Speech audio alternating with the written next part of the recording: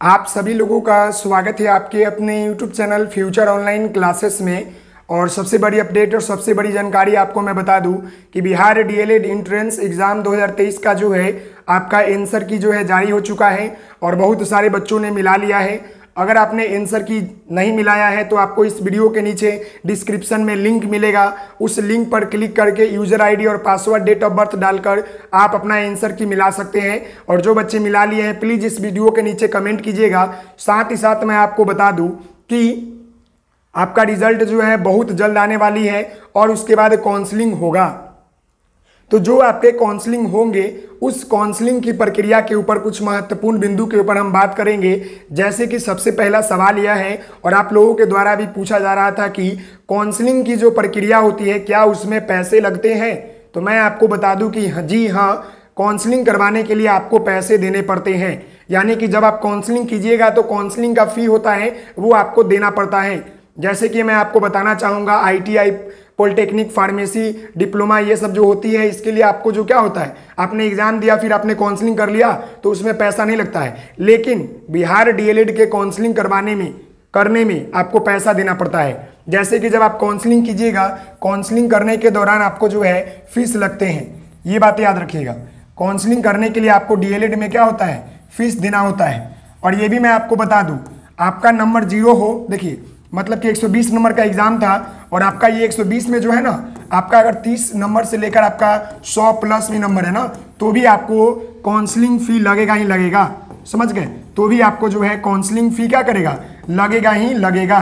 साथ ही साथ एक और महत्वपूर्ण जानकारी दे दे कि आपको जो है गवर्नमेंट कॉलेज के लिए यानी कि सरकारी कॉलेज के लिए या आपको जो है प्राइवेट कॉलेज के लिए, याद रखिएगा, या आपको जो है प्राइवेट कॉलेज के लिए क्या होता है, आपको कोई भी कॉलेज के लिए क्या करना पड़ेगा, आपको जो है जब आप काउंसलिंग करवाइएगा तो आपको जो है फी लगेंगे ही लगेंगे। समझ गए? ये नहीं है कि प्राइवेट कॉलेज में आप बिना काउंसलिंग कराए एडमिशन करवा लीजिएगा। अगर आपका नंबर कम है और चाहते हैं कि डीएलएड करना चाहते हैं तो आपको काउंसलिंग करना पड़ेगा। समझ गए? तो इसीलिए मैंने बोला है कि जिनका भी 60 प्लस स्कोर है वह सभी काउंसलिंग कीजिएगा। अब ये नहीं कि 10 प्लस स्कोर है या 40 नंबर है तो काउंसलिंग कर लीजिएगा। अगर 40 नंबर है तो आपको जो है प्राइवेट कॉलेज चाहिए तो आप काउंसलिंग कीजिए, कोई दिक्कत नहीं है। समझ गए? लेकिन अगर आपको गवर्नमेंट कॉलेज चाहिए और प्राइवेट नहीं चाहिए तो भी आप काउंसलिंग कीजिएगा। बहुत सारे बच्चे क्या होते हैं, काउंसलिंग करवा लेते हैं लेकिन जब उनको प्राइवेट कॉलेज मिलता है तो नहीं करवाते हैं, तो आपका 500 रुपये 300 रुपये डूब जाएगा। समझ गए? अब मैं आपको बताना चाहूँगा कि जो काउंसलिंग का फ़ी है वो क्या है। तो यहाँ पर ध्यान दीजिएगा कि आपका जो काउंसलिंग का फ़ी होता है वो आपका जो है कैटेगरी वाइज होता है। समझ गए?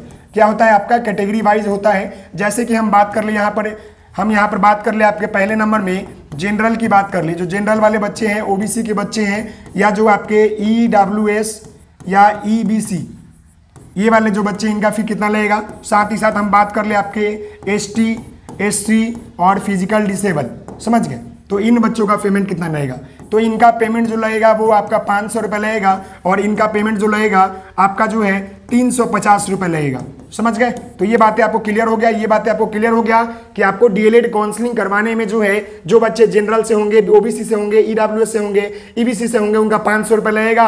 और जो बच्चे जो है SC, ST और PH वाले बच्चे हैं उनका 350 रुपये लगेगा। मतलब कि आपको काउंसलिंग करने के दौरान आपको पैसे लगेंगे, यानी कि आपको फी लगेगा। बिना पैसे दिए आपका काउंसलिंग नहीं होगा। समझ गए? तो आशा करता हूं कि आपको ये जानकारी मिल गई होगी कि काउंसलिंग करवाने में आपको फी लगेंगे। तो मिलते हैं नेक्स्ट वीडियो में, तब तक के लिए धन्यवाद। Thank you so much. जय हिंद, जय भारत। ओके, धन्यवाद।